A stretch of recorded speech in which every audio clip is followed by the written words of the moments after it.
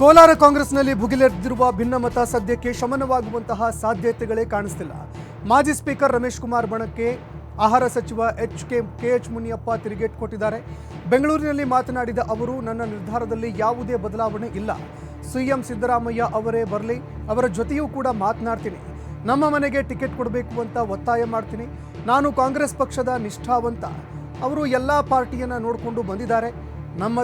ನಮ್ಮದೇನಿದೆಯಪ್ಪ ಅವರ ಜೊತೆಯಲ್ಲಿ, ಎಲ್ಲವನ್ನೂ ಹೈಕಮಾಂಡ್ ನಿರ್ಧಾರ ಮಾಡುತ್ತೆ ಅಂತ ಸಚಿವ ಮುನಿಯಪ್ಪ ಹೇಳಿಕೆ ಕೊಟ್ಟಿದ್ದಾರೆ. ತೀರ್ಮಾನ ಬಿಟ್ಟಿದ್ದೀನಿ ಅಂದಮೇಲೆ ಇನ್ಯಾವು ಬರೋದಿಲ್ಲ, ಅವರೇ ಫೈನಲ್. 40 ವರ್ಷ ರಾಜಕೀಯ ಮಾಡಿ 30 ವರ್ಷ ಪಾರ್ಲಿಮೆಂಟ್ ಮೆಂಬರ್ ಇತ್ತು. ನನಗೆ 10 ವರ್ಷ ಮಂತ್ರಿ ಮಾಡಿದೆ ಕಾಂಗ್ರೆಸ್ ಪಾರ್ಟಿ. ಆದ್ದರಿಂದ ಈ ವಿಷಯದಲ್ಲಿ ನಾನು ಹೈಕಮಾಂಡ್ ಮೇಲೆ ಆಶಾಭಾವನೆಯಿದ್ದೀನಿ. ನಿಮಗೂ ಗೊತ್ತಿದೆ, ಅವ್ರು ಕೊಡಬೇಕಂತ ಒಂದು ಅಭಿಪ್ರಾಯಕ್ಕೆ ಬಂದಿದೆ. ಮುಖ್ಯಮಂತ್ರಿಗಳು ಮತ್ತು ಅಧ್ಯಕ್ಷರಿಬ್ಬರು ಮಾತಾಡಿ ಮಾಡಬೇಕಾಗಿದೆ. ಅದಕ್ಕೆ ಅವರಿಬ್ಬರು ಮಾತಾಡಿ ಆಮೇಲೆ ನಿಮ್ಮನ್ನು. ಮಾಜಿ ಸ್ಪೀಕರ್ ರಮೇಶ್ ಕುಮಾರ್ ಬಣದ ವಿರುದ್ಧ ಕಾಂಗ್ರೆಸ್ ಕೋಲಾರ ಜಿಲ್ಲಾಧ್ಯಕ್ಷ ಲಕ್ಷ್ಮೀನಾರಾಯಣ್ ವಾಗ್ದಾಳಿ ನಡೆಸಿದ್ದಾರೆ. ಬೆಂಗಳೂರಿನಲ್ಲಿ ಮಾತನಾಡಿದ ಅವರು, ಮುನಿಯಪ್ಪಗೆ ಟಿಕೆಟ್ ಕೊಟ್ಟರೆ ಗೆಲ್ತಾರೆ ಅನ್ನೋದು ವರದಿಯಲ್ಲಿ ಬಂದಿದೆ. ಚುನಾವಣೆ ನಡೆಸಲು ಒಂದಷ್ಟು ಶಕ್ತಿ ಬೇಕು. ಅದರಲ್ಲಿ ರಮೇಶ್ ಕುಮಾರ್ ಬಣದವರು ಫೇಲ್ಯೂರ್ ಆಗಿದ್ದಾರೆ. ಪಕ್ಷಕ್ಕೆ ಮುಜುಗರ, ಕಳಂಕ ತರುವಂತಹ ಕೆಲಸ ಆಗ್ತಾ ಇದೆ. 2 ಬಣಗಳ ಜೊತೆಯಲ್ಲಿ ಸಿಎಂ ಡಿಸಿಎಂ ಸಭೆ ಮಾಡಿದ್ರು. ಒಮ್ಮತದ ಅಭಿಪ್ರಾಯ ಸಂಗ್ರಹ ಆಗಿತ್ತು. ಹೈಕಮಾಂಡ್ ಪರ ಕೆಲಸ ಮಾಡುವಂತಹ ಭರವಸೆ ಕೂಡ ಕೊಟ್ಟಿದ್ರು. ನಿನ್ನೆ ಕೆಲವು ಶಾಸಕರು ರಾಜೀನಾಮೆ ಕೊಡೋದಕ್ಕೆ ಹೋಗಿದ್ರು. ಅವರು ಯಾಕೆ ರಾಜೀನಾಮೆ ಕೊಡಬೇಕಾಗಿತ್ತು? ನಾವು ಅವರನ್ನ ಚುನಾವಣೆಯಲ್ಲಿ ಗೆಲ್ಲಿಸುವ ಕೆಲಸವನ್ನ ಮಾಡಿದ್ದೀವಿ. ನಾವೆಲ್ಲ ಸೇರಿ ಗೆಲ್ಲಿಸಿದ್ರೆ ನಮಗೆ ಅವಮಾನ ಮಾಡುವ ಕೆಲಸ ಮಾಡಿದ್ದಾರೆ. ಯಾರದೋ ಮಾತನ್ನ ಕೇಳಿ ಅವಮಾನ ಮಾಡುವ ಕೆಲಸ ಮಾಡಿದ್ದಾರೆ ಅಂತ ನಾಯಕರ ವಿರುದ್ಧ ವಾಗ್ದಾಳಿ ನಡೆಸಿದ್ದಾರೆ. KH ಮುನಿಯಪ್ಪನವ್ರ ಪರವಾಗಿರೋದೇ ಅನ್ನೋದಾದರೆ ನಾವೆಲ್ಲನೂ ಇಲ್ಲಿ, ಯಾಕಂತಂದರೆ ರಾಹುಲ್ ಗಾಂಧಿ ಅವರು ತುಂಬ ಕಷ್ಟಪಟ್ಟು ಪಾದಯಾತ್ರೆ ಮಾಡಿದ್ದಾರೆ. ಈ ಹಿಂದುತ್ವ ಮತ್ತು ಸೂಡೋ ಪೇಟ್ರಿಯಾಟಿಸಮ್ ಏನಿದೆ, ಇಂಥದ್ರ ವಿರುದ್ಧವಾಗಿ 2 ಬಾರಿ ಪಾದಯಾತ್ರೆ ದೇಶದ ಉದ್ದಗಲಕ್ಕೂ ಮಾಡಿ ಕಾಂಗ್ರೆಸ್ ಸಂಕಷ್ಟ ಪರಿಸ್ಥಿತಿಯಲ್ಲಿ ಅಂತ ಅರಿತು ಈ ಥರ ಮಾಡ್ತಿರ್ಬೇಕಾದ್ರೆ ನಮಗೆ 5 ಗ್ಯಾರಂಟಿಗಳು ಕೊಟ್ಟು ಸುಮಾರು ಎಲ್ಲ ಕ್ಷೇತ್ರಗಳಲ್ಲಿ ಸರ್ಕಾರ ಫಾರ್ಮ್ ಮಾಡೋ ಅಷ್ಟು ಸ್ಥಾನಗಳು ನಾವು ಗೆದ್ದು 5 ಗ್ಯಾರಂಟಿಗಳು ಕೊಟ್ಟು ಸುಮಾರು ಕ್ಷೇತ್ರಗಳಲ್ಲಿ, ಬಹುಶಃ ನಮ್ಮ ಕೋಲಾರ ಜಿಲ್ಲೆಯ ಬಹುತೇಕ ಕ್ಷೇತ್ರಗಳು 5 ಗ್ಯಾರಂಟಿಗಳು ಕೊಟ್ಟಿಲ್ಲ ಅಂತಂದರೆ ನಾವು ಸುಮಾರು ಕ್ಷೇತ್ರಕ್ಕೆ ಕಳ್ಕೊಳ್ತಾ ಇದ್ದೀವಿ. ಕೋಲಾರ ಟಿಕೆಟ್ ವಿಚಾರದಲ್ಲಿ ಹೈಡ್ರಾಮಾ ನಡೆದ ವಿಚಾರದ ಬಗ್ಗೆ ಡಿಸಿಎಂ DK ಶಿವಕುಮಾರ್ ಪ್ರತಿಕ್ರಿಯೆ ಕೊಟ್ಟಿದ್ದಾರೆ. ಬೆಂಗಳೂರಿನಲ್ಲಿ ಮಾತನಾಡಿದ ಅವರು, ಎಲ್ಲವೂ ಸರಿ ಹೋಗುತ್ತೆ, ಯಾರೂ ರಾಜೀನಾಮೆ ಕೊಡೋದಿಲ್ಲ, ಎಲ್ಲರೂ ದಾರಿಗೆ ಬಂದಿದ್ದಾರೆ, ಒಗ್ಗಟ್ಟಾಗಿದ್ದಾರೆ. ಯಾರ ವೈಯಕ್ತಿಕ ಪ್ರತಿಷ್ಠೆಗೂ ನಾವು ಅವಕಾಶ ಇಲ್ಲ ಅಂತ ಕೆಪಿಸಿಸಿ ಅಧ್ಯಕ್ಷರು ಆಗಿರುವಂತಹ DK ಶಿವಕುಮಾರ್ ಹೇಳಿಕೆ ಕೊಟ್ಟಿದ್ದಾರೆ. ಮುಖ್ಯಮಂತ್ರಿಗಳ ಹತ್ರ ನಾನು ಮಾತಾಡಿದ್ದೀನಿ, ದೇರಿಯವ್ರ ಹತ್ರ ಮಾತಾಡಿದ್ದೀನಿ. ನಾವು ಯಾವುದೂ ಅನೌನ್ಸ್ ಇಲ್ಲ, ಎಲ್ಲರೂ ಬಂದು ದಾರಿಗೆ ಬಂದಿದ್ದಾರೆ, ಎಲ್ಲರೂ ಒಗ್ಗಟ್ಟಿನಿಂದ ಇದ್ದಾರೆ. ಕಾಂಗ್ರೆಸ್ ಪಕ್ಷದ ಸೀಟನ್ನು, ಮೊದಲನೇ ಸೀಟು ಗೆಲ್ಲುವಂಥದ್ದು, ಆ ಸೀಟನ್ನು ಎಲ್ಲರೂ ಸೇರಿ ಒಟ್ಟಿಗೆ ಗೆಲ್ಲಿಸ್ತಾರೆ. ಯಾರ್ದು ವೈಯಕ್ತಿಕವಾದ ಪ್ರತಿಷ್ಠೆಗೆ ಕಾಂಗ್ರೆಸ್ ಪಕ್ಷ ಅವಕಾಶ ಕೊಡುವುದಿಲ್ಲ. ಬೆಂಗಳೂರು ಗ್ರಾಮಾಂತರ ಕ್ಷೇತ್ರದ ಕಾಂಗ್ರೆಸ್ ಅಭ್ಯರ್ಥಿ DK ಸುರೇಶ್ ನಾಮಪತ್ರ ಸಲ್ಲಿಕೆ ಮಾಡಿದ್ದಾರೆ. ರಾಮನಗರ DC ಕಚೇರಿಗೆ ಭೇಟಿ ನೀಡಿ ಉಮೇದುವಾರಿಕೆ ಸಲ್ಲಿಕೆ ಮಾಡಿದ್ರು. ನಾಮಪತ್ರ ಸಲ್ಲಿಕೆಗೂ ಮುನ್ನ ಕುಟುಂಬ ಸಮೇತರಾಗಿ ಕನಕಪುರದ ಕೆಂಕೇರಮ್ಮ ದೇವಾಲಯಕ್ಕೆ ಭೇಟಿ ನೀಡಿ ದೇವರಿಗೆ ವಿಶೇಷ ಪೂಜೆ ಸಲ್ಲಿಕೆ ಮಾಡಿದ್ರು. ಇದಕ್ಕೂ ಮೊದಲು ಸಹೋದರ DK ಶಿವಕುಮಾರ್ ಹಾಗೂ ಅತ್ತಿಗೆಯ ಕಾಲಿಗೆ ನಮಸ್ಕಾರ ಮಾಡಿ ಆಶೀರ್ವಾದ ಪಡೆದರು. ನಾಮಪತ್ರ ಸಲ್ಲಿಸಿದ ಬಳಿಕ ರಾಮನಗರದಲ್ಲಿ ಭರ್ಜರಿ ರ್ಯಾಲಿ ಕೂಡ ಮಾಡಿದ್ದಾರೆ. ಈ ವೇಳೆ ಸಂಸದ DK ಸುರೇಶ್ ಪರವಾಗಿ ಸಿಎಂ ಸಿದ್ದರಾಮಯ್ಯ ಹಾಗೂ ಡಿಸಿಎಂ DK ಶಿವಕುಮಾರ್ ಶಕ್ತಿ ಪ್ರದರ್ಶನ ಮಾಡಿದರು.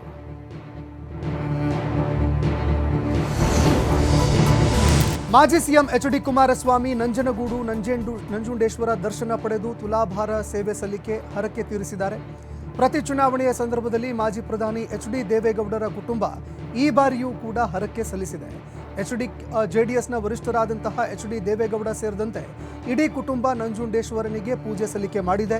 HD ಕುಮಾರಸ್ವಾಮಿಗೆ ಆರೋಗ್ಯ ಕ್ಷೀಣಿಸಿದ ಕಾರಣ ದೇವಾಲಯಕ್ಕೆ ಬಂದು ಜನರ ಸೇವೆಗೆ ಅವಕಾಶ ಕಲ್ಪಿಸಿದರೆ ತುಲಾಭಾರ ನೆರವೇರಿಸ್ತೇನೆ ಅಂತ ನಂಜುಂಡೇಶ್ವರನಿಗೆ ಹರಕೆ ಹೊತ್ತಿದ್ರು. ಅದರಂತೆ ಪಾರ್ವತಮ್ಮ, ಚಂಡಿಕೇಶ್ವರ, ಗಣಪತಿ, ಸುಬ್ರಹ್ಮಣ್ಯ ದೇವರ ದರ್ಶನ ಪಡೆದು ತುಲಾಭಾರವನ್ನು ನೆರವೇರಿಸಿ ತಮ್ಮ ಹರಕೆಯನ್ನು ತೀರಿಸಿದ್ದಾರೆ. ಈ ವೇಳೆ ಶಾಸಕ GT ದೇವೇಗೌಡ, JDS ಜಿಲ್ಲಾಧ್ಯಕ್ಷ ನರಸಿಂಹಮೂರ್ತಿ ಸೇರಿದಂತೆ ಹಲವಾರು ಮುಖಂಡರು ಭಾಗಿಯಾಗಿದ್ದರು. 18ನೇ ಲೋಕಸಭಾ ಚುನಾವಣೆ ನಡೀತಿದೆ. ಹಾಗಾಗಿ ಉತ್ತಮವಾದ ಸದೃಢ ಅಭ್ಯರ್ಥಿ ಮಂಡ್ಯದಿಂದ ಆಯ್ಕೆಯಾಗಬೇಕು ಅಂತ ಮಾಜಿ ಸಚಿವ ಡಾಕ್ಟರ್ ಸಿಎನ್ ಅಶ್ವತ್ಥನಾರಾಯಣ ಹೇಳಿಕೆ ಕೊಟ್ಟಿದ್ದಾರೆ.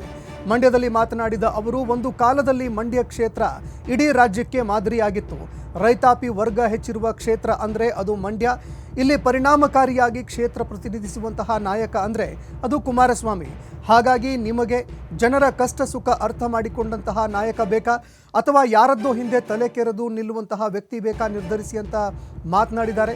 ಜೊತೆಗೆ ಪ್ರಬಲವಾದ ನಾಯಕನಿಗೆ ಬೆಂಬಲ ಕೊಡಲು ನಾವು ಬಂದಿದ್ದೇವೆ. ಕುಮಾರಣ್ಣ ಮಂಡ್ಯ ರಾಜ್ಯದ ದನಿಯಾಗಿ ಕೆಲಸ ಮಾಡಲಿದ್ದಾರೆ. ಪ್ರತಿಪಕ್ಷ ಕಾಂಗ್ರೆಸ್ ದುಡ್ಡಿರುವಂತಹ ವ್ಯಕ್ತಿಯನ್ನ ಕರೆತಂದಿದೆ ಅಂತ ಕಿಡಿಕಾರಿದ್ದಾರೆ. ಮಂಡ್ಯ ಲೋಕಸಭಾ ಕ್ಷೇತ್ರಕ್ಕೆ ಒಂದು ಉತ್ತಮವಾಗಿರುವಂತಹ ಸದೃಢ ಅಭ್ಯರ್ಥಿ ನಾಯಕ ಆಯ್ಕೆ ಆಗಬೇಕು.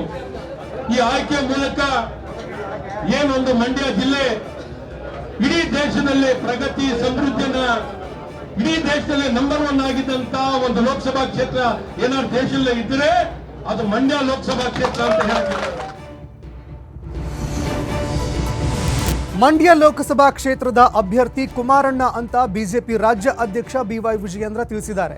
ಈ ಬಗ್ಗೆ ಮಂಡ್ಯದಲ್ಲಿ ಮಾತನಾಡಿದ ಅವರು, ದೇಶದ ಭವಿಷ್ಯ ರೂಪಿಸುವ ಚುನಾವಣೆ ಇದಾಗಿದ್ದು ರಾಜ್ಯದ 28 ಕ್ಷೇತ್ರಗಳಲ್ಲಿ ಮೈತ್ರಿ ಅಭ್ಯರ್ಥಿಗಳಿದ್ದಾರೆ. ಎರಡೂ ಪಕ್ಷಗಳ ಕಾರ್ಯಕರ್ತರು ಒಗ್ಗಟ್ಟಾಗಿದ್ದು ಕಾಂಗ್ರೆಸ್ ಪಕ್ಷ ಧೂಳಿಪಟ ಮಾಡುವಂತಹ ಕೆಲಸ ಮಾಡ್ತಾರೆ. ಕುಮಾರಸ್ವಾಮಿ ದೇವೇಗೌಡರು ರಾಜ್ಯ ಪ್ರವಾಸ ಮಾಡ್ತಾರೆ. ಚುನಾವಣೆ ರೀತಿಯಲ್ಲಿ ಚುನಾವಣೆಯನ್ನ ಮಾಡೋಣ, ಮೈ ಮರೆಯೋದು ಬೇಡ. ರಾಜ್ಯದ ಮೊದಲ ಫಲಿತಾಂಶ ಮಂಡ್ಯದ್ದಾಗಿರಬೇಕು. ಕುಮಾರಸ್ವಾಮಿ ಅತಿ ಹೆಚ್ಚು ಮತಗಳ ಅಂತರದಿಂದ ಗೆಲ್ಲಬೇಕು ಅಂತ ಮಾಜಿ ಸಿಎಂ ಎಚ್ಡಿಕೆ ಪರ ವಿಜಯೇಂದ್ರ ಬ್ಯಾಟ್ ಬೀಸಿದ್ದಾರೆ. ಇಂಥ ಮಂಡ್ಯ ಲೋಕಸಭಾ ಕ್ಷೇತ್ರದಲ್ಲಿ ನಮ್ಮ ಸಂಸದರು ಯಾವ ರೀತಿ ಇರಬೇಕು ಅಂತ ಹೇಳಿದ್ರೆ, ಜನರಿಗೋಸ್ಕರ ತನ್ನ ಪ್ರಾಣವನ್ನ ಮುಡುಪಾಗಿರ್ತಕ್ಕಂಥ ಕುಮಾರಸ್ವಾಮಿ ಅಂತ ಕ್ಷೇತ್ರದ ಸಂಸದರಾಗಬೇಕು.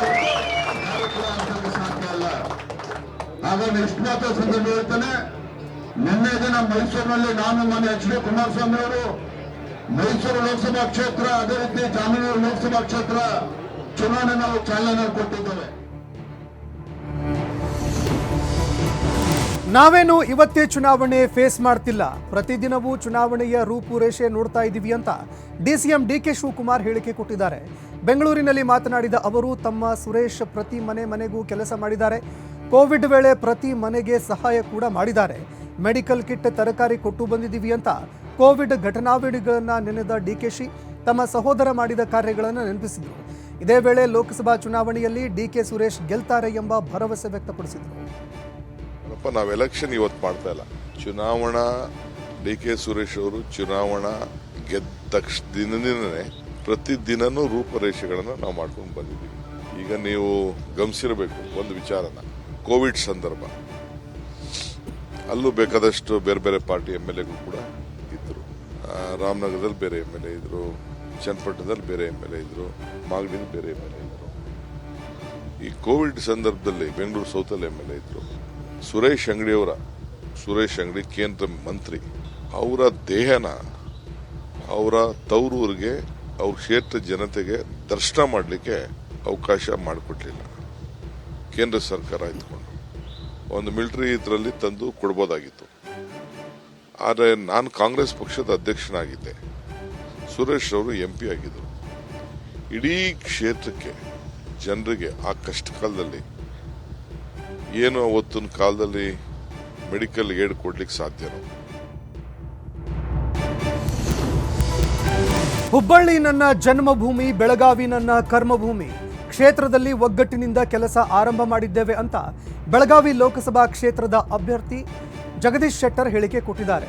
ಈ ಬಗ್ಗೆ ಬೆಳಗಾವಿಯಲ್ಲಿ ಮಾತನಾಡಿದ ಅವರು, ಸಣ್ಣ ಪುಟ್ಟ ಸಮಸ್ಯೆ ಇತ್ಯರ್ಥಕ್ಕೆ ಪ್ರಯತ್ನವನ್ನ ಮಾಡಲಾಗ್ತಾ ಇದೆ.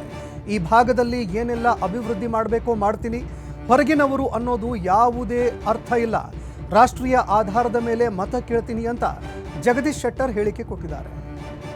ಹುಬ್ಬಳ್ಳಿ ನನ್ನ ಜನ್ಮಭೂಮಿ ಇರ್ಬೋದು, ಆದರೆ ಬೆಳಗಾವಿ ನನ್ನ ಕರ್ಮಭೂಮಿ ಅನ್ನುವಂಥ ಮಾತನ್ನೇ ಈ ಸಂದರ್ಭ ಹೇಳ್ತೀನಿ. ಮತ್ತು ನಾನು ಒಂದು ಹೇಳ್ತೀನಿ, ಇಲ್ಲೇ ಸ್ಪಷ್ಟವಾಗಿ ಹಿಂದಿನೂ ಸತತವಾಗಿ ಬೆಳಗಾವಿ ಸಂಪರ್ಕ ಇಟ್ಕೊಂಡಿದ್ದೀನಿ, ಮುಂದಿನೂ ಇಟ್ಕೊಂಡಿದ್ದೀನಿ. ಮತ್ತು ಇವತ್ತು ಒಬ್ಬ ಲೋಕಸಭಾ ಕ್ಷೇತ್ರದ ಅಭ್ಯರ್ಥಿಯಾಗಿ ನಾನು ಬರುವಂಥ ದಿವಸಗಳಲ್ಲಿ ಇಲ್ಲೇ ಮನೆಯನ್ನು ಮಾಡ್ತೀನಿ, ಇಲ್ಲೇ ವಾಸವಾಗಿರ್ತೀನಿ. ಮತ್ತು ಒಬ್ಬ ಲೋಕಸಭಾ ಸದಸ್ಯರಾಗಿ ಏನೇನು ಕೆಲಸಗಳನ್ನು ಮಾಡಬೇಕು ಈ ಭಾಗದ ಶಿವಮೊಗ್ಗ ಲೋಕಸಭಾ ಕ್ಷೇತ್ರದ ಬಿಜೆಪಿ ಬಂಡಾಯ ಅಭ್ಯರ್ಥಿ ಕೆಎಸ್ ಈಶ್ವರಪ್ಪ ವಿರುದ್ಧ ನೀತಿ ಸಂಹಿತೆ ಉಲ್ಲಂಘನೆ ಕೇಸ್ ದಾಖಲಾಗಿದೆ. ಮಾರ್ಚ್ 24ರಂದು ಶಿಕಾರಿಪುರದಲ್ಲಿ ಬೈಕ್ ರ್ಯಾಲಿ ನಡೆಸಿದ್ದ ಈಶ್ವರಪ್ಪ 10 ಬೈಕ್ ಹಾಗೂ 1 ಜೀಪಿಗೆ ಅನುಮತಿಯನ್ನು ಪಡೆದಿದ್ರು. ಆದರೆ ರ್ಯಾಲಿಯಲ್ಲಿ 50ಕ್ಕೂ ಹೆಚ್ಚು ಬೈಕ್ಗಳು ಹಾಗೂ 4 ಕಾರುಗಳನ್ನು ಬಳಕೆ ಮಾಡಿದ್ರು. ಶಿಕಾರಿಪುರದ ಹುಚ್ಚರಾಯಸ್ವಾಮಿ ದೇವಸ್ಥಾನದಿಂದ ಗಿಡ್ಡೇಶ್ವರ ದೇವಸ್ಥಾನದವರೆಗೆ ನಡೆದಿದ್ದ ಬೈಕ್ ರ್ಯಾಲಿ. ಹೀಗಾಗಿ ಆ ನೀತಿ ಸಂಹಿತೆ ಉಲ್ಲಂಘನೆ ಆರೋಪದ ಅಡಿಯಲ್ಲಿ ಚುನಾವಣಾಧಿಕಾರಿಯಿಂದ ದೂರು ದಾಖಲಾಗಿದೆ. ಅಲ್ಲದೆ ಬೈಕ್ಗಳ ಮೇಲೆ ಓಂ ಬಾವುಟವನ್ನು ಕಟ್ಟಿಕೊಂಡು ರ್ಯಾಲಿ ಮಾಡಿದ್ದರ ಆರೋಪದ ಅಡಿಯೂ ಕೂಡ ಎಂಸಿಸಿ ಕಾನೂನು ಉಲ್ಲಂಘನೆ ಪ್ರಕರಣ ದಾಖಲಾಗಿದೆ. ಸಚಿವ ಪ್ರಿಯಾಂಕ್ ಖರ್ಗೆ ವಾಗ್ದಾಳಿ ನಡೆಸಿದ್ದಾರೆ. ಕಲಬುರಗಿಯಲ್ಲಿ ಮಾತನಾಡಿದ ಅವರು, ನನ್ನ ವೈಯಕ್ತಿಕ ವಿಚಾರಕ್ಕೆ ನಮ್ಮ ಪಕ್ಷ ಸಮುದಾಯ ನಿಂತಿದೆ. ಬಿಜೆಪಿಯವರಿಗೆ ದಿನಕ್ಕೆ 1-3 ಬಾರಿ ನನ್ನ ಹೆಸರು ತೆಗೆಯದೆ ಹೋದರೆ ನಿದ್ದೆ ಬರೋದಿಲ್ಲ. ಬಿಜೆಪಿಯವರು ನನ್ನನ್ನು ಬಹಳ ಟಾರ್ಗೆಟ್ ಮಾಡಲಿ. ನನಗೆ ರಾಜಕೀಯವಾಗಿ ಟ್ಯಾಕಲ್ ಮಾಡೋದಕ್ಕೆ ಆಗ್ತಾ ಇಲ್ಲ. ನಮ್ಮ ಕುಟುಂಬದ ಬಗ್ಗೆ, ನಮ್ಮ ಮನೆಯವರ ಬಗ್ಗೆ ಪರ್ಸನಲ್ ಅಟ್ಯಾಕ್ ಮಾಡ್ತಾ ಇದ್ದಾರೆ ಅಂತ ಪ್ರಿಯಾಂಕ್ ಖರ್ಗೆ ಆರೋಪ ಮಾಡಿದ್ದಾರೆ. ಯಾರು? ರಾಘವೇಂದ್ರ ಯಾರು? ಯಡಿಯೂರಪ್ಪ ಅವ್ರು ಯಾರು? ವಿಶ್ವನಾಥ್ ಅವ್ರ ಮಗನ್ ಕೇಳಿಲ್ವಾ? ನಾವು ಕೊಟ್ರೆ ಕುಟುಂಬ ರಾಜಕೀಯ, ಅಲ್ಲಿ ಅಧ್ಯಕ್ಷರು ಅವರೇ, MP ಅವರೇ, ಆಮೇಲೆ ನಿಮ್ಮ ಮಾರ್ಗದರ್ಶಕ ಮಂಡಳನಲ್ಲೂ ಅವರೇ. ಅದ್ರ ಬಗ್ಗೆ ಯಾರು ಕೇಳಲ್ಲ. ನಿಮ್ಮ ಪಕ್ಷ ಒಂದು ಕುಟುಂಬದ ಹಿಡಿತದಲ್ಲಿದೆ, ಶುದ್ಧೀಕರಣ ಮಾಡಬೇಕಾಗಿದೆ. ಈ ಪಕ್ಷದಿಂದ ಹೊರಗೆ ಬಂದು ಮತ್ತೊಮ್ಮೆ ಬಿಜೆಪಿ ಕಟ್ಟಬೇಕಾಗಿದೆ, ಆ ಪರಿಸ್ಥಿತಿ ಬಂದಿದೆ ಅಂತ ಹೇಳ್ತಾ ಇದ್ದಾರೆ. CT ರವಿ ಅವರು, ಬಸವರಾಜ್ ಪಾಟೀಲ್ ಯತ್ನಾಳ್ ಅವರು ಎಲ್ಲ ಏನು ಹೇಳ್ತಾ ಇದ್ದಾರೆ ಅಂದರೆ, ಮತ್ತು ನಿಮ್ಮ ಪ್ರತಾಪ್ ಸಿಂಹ ಅವರು, ಈ ಪಕ್ಷದಲ್ಲಿ ಯಾರು ಹಿಂದುತ್ವ ಪರವಾಗಿ ಹೋರಾಟ ಮಾಡ್ತಾರೆ ಅವರಿಗೆ ಕೌಡೆ ಕಾಸು ಕೀಮತ್ತಿಲ್ಲ ಅಂತ ನಿಮ್ಮ ಪಕ್ಷದವರು ಹೇಳ್ತಾ ಇದ್ದಾರೆ. ತೆಲಂಗಾಣ ಚುನಾವಣಾ ಉಸ್ತುವಾರಿ ವಿಚಾರಕ್ಕೆ ಬಿಜೆಪಿ ಶಾಸಕ ಅಭಯ್ ಪಾಟೀಲ್ ಪ್ರತಿಕ್ರಿಯೆ ಕೊಟ್ಟಿದ್ದಾರೆ. ಈ ಬಗ್ಗೆ ಬೆಳಗಾವಿಯಲ್ಲಿ ಮಾತನಾಡಿದ ಅವರು, ರಾಜ್ಯ ಅಧ್ಯಕ್ಷರು ಹಾಗೂ ಬಿಜೆಪಿ ಚುನಾವಣಾ ಸಮಿತಿಯನ್ನ ಭೇಟಿ ಮಾಡಿ ಚುನಾವಣೆ ಕುರಿತು ಪ್ಲಾನ್ ಮಾಡ್ತೀವಿ. ವಾರದಲ್ಲಿ 3 ದಿನ ಬೆಳಗಾವಿ, ತೆಲಂಗಾಣದಲ್ಲಿ ಪ್ರಚಾರ ಮಾಡ್ತೇವೆ. ತೆಲಂಗಾಣದ ಒಟ್ಟು 17 ಸ್ಥಾನಗಳಲ್ಲಿ ಒಟ್ಟು 10ಕ್ಕಿಂತ ಹೆಚ್ಚಿನ ಸ್ಥಾನ ಗೆಲ್ಲುವ ಜವಾಬ್ದಾರಿ ಕೊಟ್ಟಿದ್ದಾರೆ. ಆ ಜವಾಬ್ದಾರಿಯನ್ನು ನಾನು ಪೂರ್ಣಗೊಳಿಸ್ತೀನಿ. ಬೆಳಗಾವಿ ಲೋಕಸಭೆ ಚುನಾವಣೆ 2ನೇ ಹಂತದಲ್ಲಿ ಮುಗಿಯುತ್ತೆ. ಎರಡೂ ಕಡೆ ಕೆಲಸ ಮಾಡ್ತೀನಿ ಅಂತ ಪ್ರತಿಕ್ರಿಯೆ ಕೊಟ್ಟಿದ್ದಾರೆ. ವಾಪಸ್ ಬಂದು ಅಲ್ಲಿ ನಿರಂತರವಾಗಿ ಅಲ್ಲೇ ಒಂದು 3 ದಿವಸ, ಇಲ್ಲೊಂದು 3 ದಿವಸ, ಈ ರೀತಿ ನನ್ನ ಪ್ರವಾಸನ ಹಾಕ್ಕೊಂಡು ಒಟ್ಟಾರೆಯಾಗಿ 17ರಲ್ಲಿ 10ಕ್ಕಿಂತ ಹೆಚ್ಚು ಸೀಟ್ ತರುವಂಥ ಈ ಸಲ ಏನು ಅಲ್ಲಿಯ ರಾಜ್ಯ ನಾಯಕರ ಒಂದು ನಿರ್ಣಯ ಅದ, ಅದಕ್ಕೆ ಪೂರಕವಾಗಿ ಕೆಲಸ ಮಾಡುವಂಥ ಜವಾಬ್ದಾರಿಯನ್ನು ರಾಷ್ಟ್ರೀಯ ಅಧ್ಯಕ್ಷರಾದಂಥ ನಡ್ಡಾ ಅವರು, ಸಂತೋಷ್ ಅವರು ಕೊಟ್ಟಿದ್ದಾರೆ. ಅದು ನಿಶ್ಚಿತವಾಗಿ ಪೂರ್ಣ ಮಾಡ್ತಾರೆ. ತುಮಕೂರಿನಲ್ಲಿ ಮಾಧುಸ್ವಾಮಿ ಅಸಮಾಧಾನ ಶಮನದ ಬಳಿಕ ವಿ ಸೋಮಣ್ಣಗೆ ಮತ್ತೊಂದು ಚಾಲೆಂಜ್ ಎದುರಾಗಿದೆ. ತುಮಕೂರು ಲೋಕಸಭಾ ಕ್ಷೇತ್ರದ ಬಿಜೆಪಿ ಅಭ್ಯರ್ಥಿಯಾಗಿರುವ ವಿ ಸೋಮಣ್ಣಗೆ 2 ಪಕ್ಷಗಳನ್ನು ಒಗ್ಗೂಡಿಸಿಕೊಂಡು ಹೋಗುವ ಚಾಲೆಂಜ್ ಎದುರಾಗಿದೆ. ಹೀಗಾಗಿ ಮೈತ್ರಿ ಅಭ್ಯರ್ಥಿ ವಿ ಸೋಮಣ್ಣ ಸಮನ್ವಯತೆ ಕಸರತ್ತು ಮಾಡಬೇಕಾಗಿದೆ. ಹೀಗಾಗಿ ತುರುವೇಕೆರೆ ಸಮಾವೇಶದಲ್ಲಿ ಉಂಟಾದ ಗೊಂದಲಕ್ಕೆ ವಿ ಸೋಮಣ್ಣ ತೆರೆ ಎಳೆಯೋದಕ್ಕೆ ಪ್ರಯತ್ನ ಮಾಡ್ತಾ ಇದ್ದಾರೆ. ತುರುವೇಕೆರೆ ಸಮಾವೇಶದಲ್ಲಿ ವೇದಿಕೆ ಎದುರೇ ಜೆಡಿಎಸ್ ಶಾಸಕ MT ಕೃಷ್ಣಪ್ಪ ವಿರುದ್ಧ ಬಿಜೆಪಿ ಮುಖಂಡರು ಆಕ್ರೋಶ ಹೊರಹಾಕಿದರು. ಇದೀಗ ಆ ಅಸಮಾಧಾನ ಶಮನ ಮಾಡೋದಕ್ಕೆ ವಿ ಸೋಮಣ್ಣ ವಿಧಾನಸಭಾ ಕ್ಷೇತ್ರವಾರು ಸಮನ್ವಯ ಸಮಾವೇಶ ರಚನೆ ಮಾಡಿದ್ದಾರೆ. 8 ವಿಧಾನಸಭಾ ಕ್ಷೇತ್ರಗಳಲ್ಲಿ ಸಮನ್ವಯ ತಂಡ ರಚನೆ ಮಾಡಿದ್ದಾರೆ. ಹೀಗೆ 2 ಪಕ್ಷಗಳ ಮುಖಂಡರನ್ನ ಒಗ್ಗೂಡಿಸಿ ತುರುವೇಕೆರೆಯಲ್ಲಿ ಸಮಾವೇಶ ಮಾಡಿದ ಬಳಿಕ ತುಮಕೂರಿನಲ್ಲಿ ಸಮಾವೇಶ ಮಾಡಲಿದ್ದಾರೆ.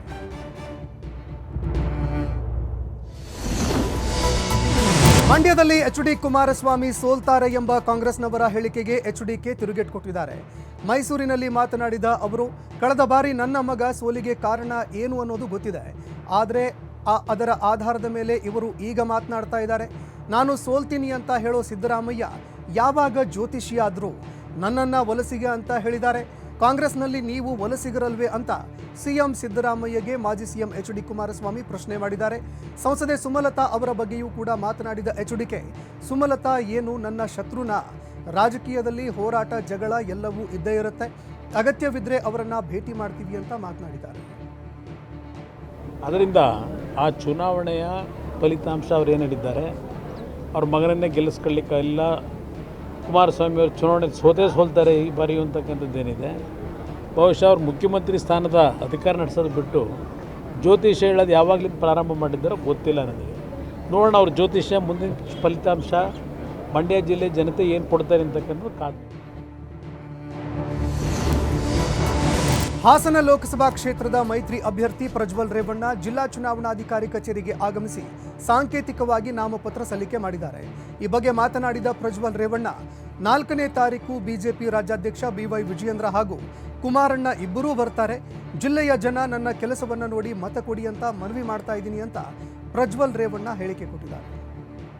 ಸಾಂಕೇತಿಕವಾಗಿ ಇವತ್ತು ಒಂದು ನಾಮಪತ್ರಕ್ಕೆ ಸಲ್ಲಿಕೆ ಮಾಡಿದ್ದೀವಿ. 4ನೇ ತಾರೀಕು ಒಂದು ಬೃಹತ್ ರ್ಯಾಲಿ ಮುಖಾಂತರ ಮತ್ತು ಹಾಗೂ ನಮ್ಮ ಎಲ್ಲ ಬಿಜೆಪಿ ಮತ್ತು JDS ಎಲ್ಲ ಸ್ಟೇಟ್ ಲೀಡರ್ಸ್ ಮತ್ತು ಹಾಗೂ ನಮ್ಮ ಜಿಲ್ಲೆ ನಾಯಕರುಗಳ ಸಮೇತ ಬಂದು ಅವತ್ತು ಅಧಿಕೃತವಾಗಿ 2 ನಾಮಿನೇಷನ್ಗಳನ್ನ ಮಾಡೋಂಥ ಕೆಲಸನ ಮಾಡ್ತೀವಿ, ಸಲ್ಲಿಕೆ ಮಾಡೋಂಥ ಕೆಲಸನ ಮಾಡ್ತೀವಿ. ನನ್ನ ಲೋಕಸಭಾ ಚುನಾವಣೆ ಸ್ಪರ್ಧೆ ಪಕ್ಷದ ನಿರ್ಧಾರ ಅಂತ ಮಾಜಿ DCM ಗೋವಿಂದ ಕಾರಜೋಳ ಹೇಳಿಕೆ ಕೊಟ್ಟಿದ್ದಾರೆ. ಬೆಂಗಳೂರಿನಲ್ಲಿ ಮಾತನಾಡಿದ ಅವರು, ನಾನು ಪಕ್ಷದ ನಿಷ್ಠಾವಂತ ಕಾರ್ಯಕರ್ತನಾಗಿದ್ದೀನಿ. ಇಲ್ಲಿಯವರೆಗೂ ಪಕ್ಷ ಹೇಳಿದ್ದನ್ನ ಕೊಟ್ಟ ಜವಾಬ್ದಾರಿಗಳನ್ನು ನಿಭಾಯಿಸಿದ್ದೀನಿ. ಮುಂದೆಯೂ ಅದನ್ನು ಪಾಲಿಕೆ ಮಾಡ್ತೀನಿ. ಹಾಲಿ ಸಂಸದರು ಸ್ಪರ್ಧೆ ಮಾಡೋದಿಲ್ಲ ಅನ್ನೋ ಕಾರಣಕ್ಕೆ ನನಗೆ ಟಿಕೆಟ್ ಕೊಟ್ಟಿದ್ದಾರೆ. ಇದು ಪಕ್ಷದ ನಿರ್ಧಾರವಾಗಿದ್ದರಿಂದಾಗಿ ಹಿಂದುಳಿದ ಜಿಲ್ಲೆಯನ್ನ ಮುಖ್ಯ ವಾಹಿನಿಗೆ ತರೋದಕ್ಕೆ ಅಗತ್ಯ ಶ್ರಮ ವಹಿಸ್ತೀನಿ. ಚಿತ್ರದುರ್ಗದ ಜನ ನನ್ನನ್ನು ಬೆಂಬಲಿಸ್ತಾರೆ ಎನ್ನುವ ವಿಶ್ವಾಸ ಇದೆ ಅಂತ ಹೇಳಿಕೆ ಕೊಟ್ಟಿದ್ದಾರೆ. ಭಾವ ಹೇಗಂದರೆ, ನಾನೊಬ್ಬ ಪಕ್ಷದ ಶಿಸ್ತಿನ ಸಿಪಾಯಿ. ಪಕ್ಷ ನನಗೆ ತಾಯಿ ಇದ್ದ ಹಾಗೆ. ಪಕ್ಷ ಯಾವುದೇ ಕೆಲಸ ಕಾರ್ಯಗಳನ್ನು ಸೂಚಿಸಿದ್ರು, ಯಾವುದೇ ನಿರ್ಧಾರಗಳನ್ನು ತಗೊಂಡ್ರೆ ಅವನ್ನ ಧಿಕ್ಕರಿಸುವಂಥ ಶಕ್ತಿ ನನಗಿಲ್ಲ. ಹಾಗಾಗಿ ಪಕ್ಷದ ತಗೊಳ್ತಕ್ಕಂಥ ನಿರ್ಣಯಗಳನ್ನ ಕಾಲಕ್ಕೆ ನಾನು ಒಪ್ಕೊಂಡೇ ಬಂದೇನೆ, ಮುಂದೆ ಒಪ್ಕೊಂಡು. ರಾಜ್ಯದಲ್ಲಿ ಕಾಂಗ್ರೆಸ್ 20 ಸ್ಥಾನಗಳಲ್ಲಿ ಗೆಲ್ಲಲಿದೆ ಅಂತ ಸಚಿವ MB ಪಾಟೀಲ್ ವಿಶ್ವಾಸ ವ್ಯಕ್ತಪಡಿಸಿದ್ದಾರೆ.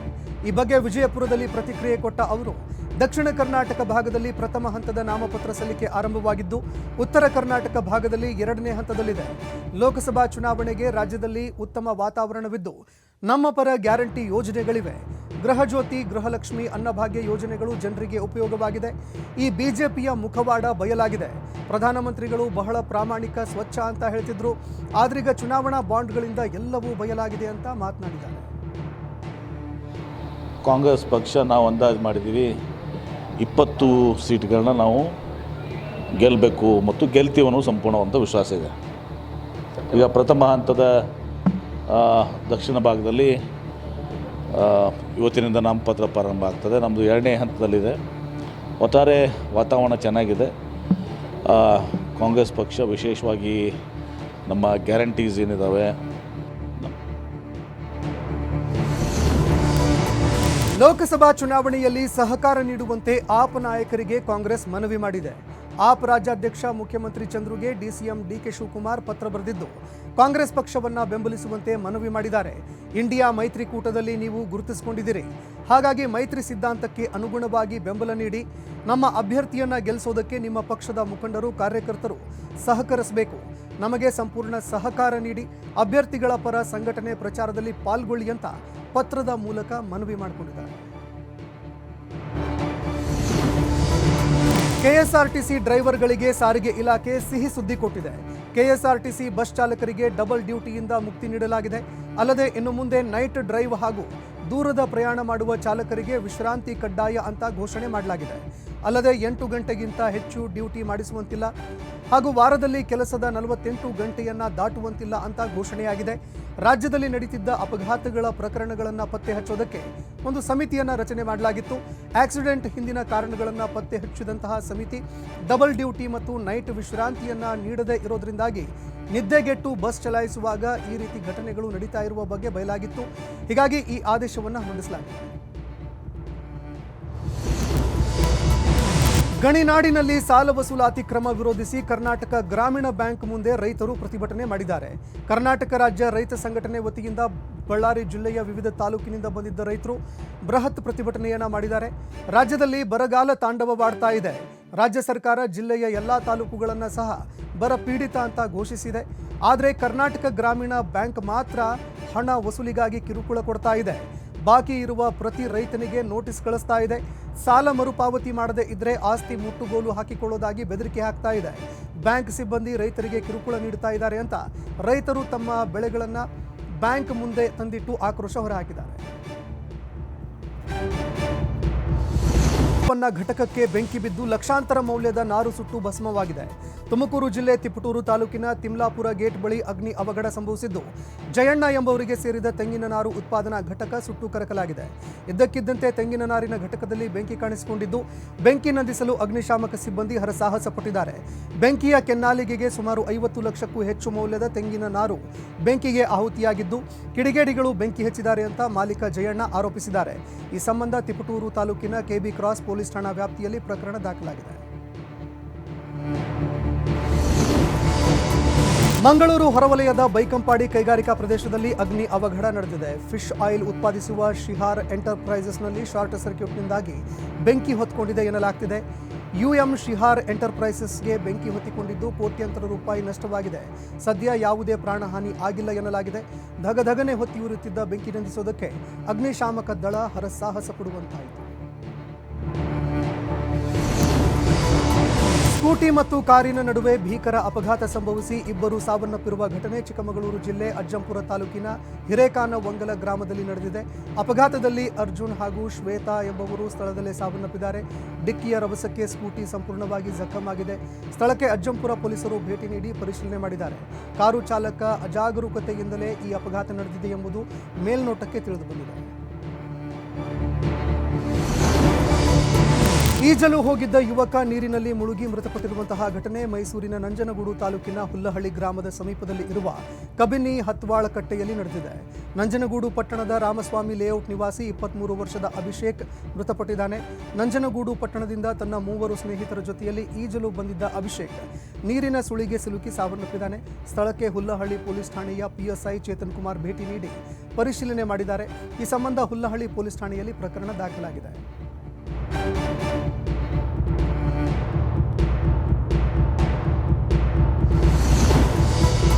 ವಿಜಯಪುರದ ಸಿಂದಗಿ ಪಟ್ಟಣದ ಅಂಗಡಿಯೊಂದರಲ್ಲಿ ಕಳ್ಳತನ ಮಾಡುತ್ತಿದ್ದ ಖದೀಮರನ್ನ ಪೊಲೀಸರು ಬಂಧಿಸಿದ್ದಾರೆ. ಸಿಂದಗಿ ಪಟ್ಟಣದ ಅಂಗಡಿಯಲ್ಲಿ ತಾಮ್ರದ ತಂತಿ ಕದ್ದು ತುಮಕೂರಿನಲ್ಲಿ ಮಾರಾಟ ಮಾಡುತ್ತಿದ್ದ ಸಮೀರ್ ಪಾಷಾ, ಶಫಿ ಉಲ್ಲಾ ಖಾನ್ ಎಂಬ ಆರೋಪಿಗಳನ್ನು ಪೊಲೀಸರು ಕೆಡ್ಡಾಕೆ ಕೆಡವಿದ್ದಾರೆ. ಸಿಂದಗಿ ಪಟ್ಟಣದ ಬೈಪಾಸ್ ಬಳಿ ಸಂಶಯಾಸ್ಪದವಾಗಿ ಕಾರಿನಲ್ಲಿ ತೆರಳುತ್ತಾ ಇದ್ದ ಇಬ್ಬರು ಆರೋಪಿಗಳನ್ನು ಬಂಧಿಸಿದ್ದು ಬಂಧಿತರಿಂದ 1 ಕಾರು ಹಾಗೂ 1 ಲಕ್ಷ ನಗದನ್ನು ಜಪ್ತಿ ಮಾಡಿದ್ದಾರೆ. ಈ ಸಂಬಂಧ ಸಿಂದಗಿ ಪೊಲೀಸ್ ಠಾಣೆಯಲ್ಲಿ ಪ್ರಕರಣ ದಾಖಲಾಗಿದೆ. ದೆಹಲಿಯಲ್ಲಿ ಅಬಕಾರಿ ನೀತಿ ಅವ್ಯವಹಾರ ಆರೋಪದ ಪ್ರಕರಣಕ್ಕೆ ಸಂಬಂಧಪಟ್ಟಂತೆ ದೆಹಲಿ ಸಿಎಂ ಅರವಿಂದ್ ಕೇಜ್ರಿವಾಲ್ ಅವರನ್ನು ಬಂಧಿಸಲಾಗಿತ್ತು. ಕೇಜ್ರಿವಾಲ್ ಅವರಿಗೆ ಮತ್ತೆ ನ್ಯಾಯಾಲಯ ಶಾಕ್ ಕೊಟ್ಟಿದೆ. ಕೇಜ್ರಿವಾಲ್ ಅವರನ್ನ ಮತ್ತೆ 4 ದಿನ ಜಾರಿ ನಿರ್ದೇಶನಾಲಯ ವಶಕ್ಕೆ ನೀಡಲಾಗಿದೆ. ಇಂದು ರೋಸ್ ಅವೆನ್ಯೂ ಕೋರ್ಟ್ಗೆ ಕೇಜ್ರಿವಾಲ್ ಅವರನ್ನ ವಿಚಾರಣೆಗೆ ಕರೆದುಕೊಂಡು ಬರಲಾಗಿತ್ತು. ವಿಚಾರಣೆ ನಡೆಸಿದ ನ್ಯಾಯಾಲಯ ಏಪ್ರಿಲ್ 1ರವರೆಗೆ ಇಡಿ ವಶಕ್ಕೆ ವಹಿಸಿ ನ್ಯಾಯಾಧೀಶರು ಆದೇಶ ಹೊರಡಿಸಿದ್ದಾರೆ. ಲೋಕಸಭೆ ಚುನಾವಣೆಗೆ ಪಿಲಿಭೀತ್ನಿಂದ ಟಿಕೆಟ್ ನಿರಾಕರಿಸಿದ ಕೆಲವು ದಿನಗಳ ನಂತರ ಬಿಜೆಪಿ ಸಂಸದ ವರುಣ್ ಗಾಂಧಿ ಕ್ಷೇತ್ರಕ್ಕೆ ಮೊದಲ ಬಾರಿಗೆ ಕಾಲಿಟ್ಟಾಗ ತಮ್ಮ ಬಾಲ್ಯದ ನೆನಪುಗಳನ್ನು ನೆನಪಿಸಿಕೊಂಡು ತಮ್ಮ ಮತದಾರರಿಗೆ ಭಾವನಾತ್ಮಕ ಪತ್ರ ಬರೆದಿದ್ದಾರೆ. ತಮ್ಮ ಸಂದೇಶದಲ್ಲಿ ವರುಣ್ ಗಾಂಧಿಯವರು ಈ ಭೂಮಿ ತನ್ನ ಕರ್ಮಭೂಮಿ ಮಾತ್ರವಲ್ಲದೆ ನನ್ನ ಅಸ್ಮಿತೆಯ ಒಂದು ಭಾಗವಾಗಿ ಹೇಗೆ ಮಾರ್ಪಟ್ಟಿದೆ, ಅಲ್ಲಿನ ಜನರು ತಮ್ಮ ಜೀವನದ ಪ್ರಯಾಣದ ಅವಿಭಾಜ್ಯ ಅಂಶ ಹೇಗಾಯಿತು ಎಂಬುದನ್ನು ಈ ಪತ್ರದಲ್ಲಿ ಉಲ್ಲೇಖ ಮಾಡಿದ್ದಾರೆ. ದೆಹಲಿ ಮುಖ್ಯಮಂತ್ರಿ ಅರವಿಂದ್ ಕೇಜ್ರಿವಾಲ್ ವಿಚಾರದಲ್ಲಿ ಅಮೆರಿಕ ಮತ್ತೊಮ್ಮೆ ಮೂಗು ತೂರಿಸಿದೆ. ಇತ್ತೀಚೆಗಷ್ಟೇ ಕೇಜ್ರಿವಾಲ್ ವಿಚಾರ ಸೇರಿದಂತೆ ಭಾರತದ ಯಾವುದೇ ಆಂತರಿಕ ವಿಚಾರಗಳಲ್ಲಿ ಹಸ್ತಕ್ಷೇಪ ಮಾಡಬಾರದು ಅಂತ ಅಮೆರಿಕದ ರಾಯಭಾರಿಗಳಿಗೆ ಭಾರತ ಸಮನ್ಸ್ ಕೊಟ್ಟಿತ್ತು. ಆದರೆ ಈ ಸಮನ್ಸ್ ನೀಡಿದ ಕೆಲವೇ ಗಂಟೆಗಳಲ್ಲಿ ಅಮೆರಿಕದ ಸ್ಟೇಟ್ ಡಿಪಾರ್ಟ್ಮೆಂಟ್ನ ವಕ್ತಾರ ಮ್ಯಾಥ್ಯೂ ಮಿಲ್ಲರ್ ಮತ್ತೆ ಕೇಜ್ರಿವಾಲ್ರ ಬಂಧನ ಸೇರಿದಂತೆ ಎಲ್ಲ ವಿಚಾರಗಳನ್ನು ನಾವು ಕ್ಲೋಸ್ ಆಗಿ ಮಾನಿಟರ್ ಮಾಡೋದನ್ನು ಕಂಟಿನ್ಯೂ ಮಾಡ್ತೀವಿ ಅಂತ ಹೇಳಿಕೆ ಕೊಟ್ಟಿದ್ದಾರೆ. ಮಹತ್ವದ ಬೆಳವಣಿಗೆಯಲ್ಲಿ ಚೀನಾ ಹಾಗೂ ಭಾರತದ ನಡುವೆ ಗಡಿ ವಿಚಾರವಾಗಿ ಉನ್ನತ ಮಟ್ಟದ ಮಾತುಕತೆಯಾಗಿದೆ. ಈ ಬಗ್ಗೆ ಭಾರತದ ವಿದೇಶಾಂಗ ಇಲಾಖೆ ಹೇಳಿಕೆ ಬಿಡುಗಡೆ ಮಾಡಿದೆ. ಬೀಜಿಂಗ್ನಲ್ಲಿ ಭಾರತ ಹಾಗೂ ಚೀನಾ ನಡುವಿನ ಗಡಿ ಸಮಸ್ಯೆ ಬಗೆಹರಿಸುವ ವಿಚಾರವಾಗಿ 29ನೇ ಸುತ್ತಿನ ಮಾತುಕತೆ ಮಾಡಲಾಗಿತ್ತು. ಮಿಲಿಟರಿ ಮತ್ತು ರಾಜತಾಂತ್ರಿಕ ಮಾರ್ಗಗಳ ಮೂಲಕ ಒಬ್ಬರಿಗೊಬ್ಬರು ಸಂಪರ್ಕದಲ್ಲಿ ಇರಲು ಒಪ್ಪಿಕೊಂಡಿದ್ದೀವಿ. ಎರಡೂ ದೇಶಗಳು ಶಾಂತಿ ಹಾಗೂ ಸ್ಥಿರತೆ ಕಾಪಾಡುವ ಬಗ್ಗೆ ತಮ್ಮ ಆಸಕ್ತಿ ತೋರಿಸಿವೆ. ಗಡಿ ರೇಖೆಯುದ್ದಕ್ಕೂ ಸಂಪೂರ್ಣವಾಗಿ ಶಾಂತಿ ಸ್ಥಾಪಿಸಿ ಉದ್ವಿಗ್ನತೆ ಕಡಿಮೆ ಮಾಡುವ ಬಗ್ಗೆ ತಮ್ಮ ಅಭಿಪ್ರಾಯಗಳನ್ನು ಹಂಚಿಕೊಂಡಿದ್ದೇವೆ ಅಂತ ಭಾರತ ತನ್ನ ಹೇಳಿಕೆಯಲ್ಲಿ ಪ್ರಕಟ ಮಾಡಿದೆ.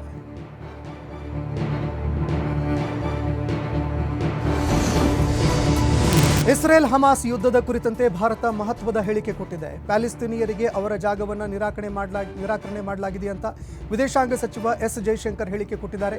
ಮಲೇಷ್ಯಾದಲ್ಲಿ ನಡೆದ ಕಾರ್ಯಕ್ರಮವೊಂದರಲ್ಲಿ ಜಾಗತಿಕ ಸಂಘರ್ಷಗಳಲ್ಲಿ ಭಾರತದ ನಿಲುವಿನ ಬಗ್ಗೆ ಮಾತನಾಡಿದ ಜೈಶಂಕರ್, ಇಸ್ರೇಲ್ ಮೇಲೆ ಹಮಾಸ್ ಮಾಡಿದಂತಹ ದಾಳಿ ಉಗ್ರ ಕೃತ್ಯ ಹೌದು, ಆದರೆ ಇನ್ನೊಂದು ಕಡೆ ನಾಗರಿಕರ ಸಾವನ್ನ ಪರಿಗಣನೆಗೆ ತೆಗೆದುಕೊಳ್ಳಲಾಗ್ತಾ ಇಲ್ಲ.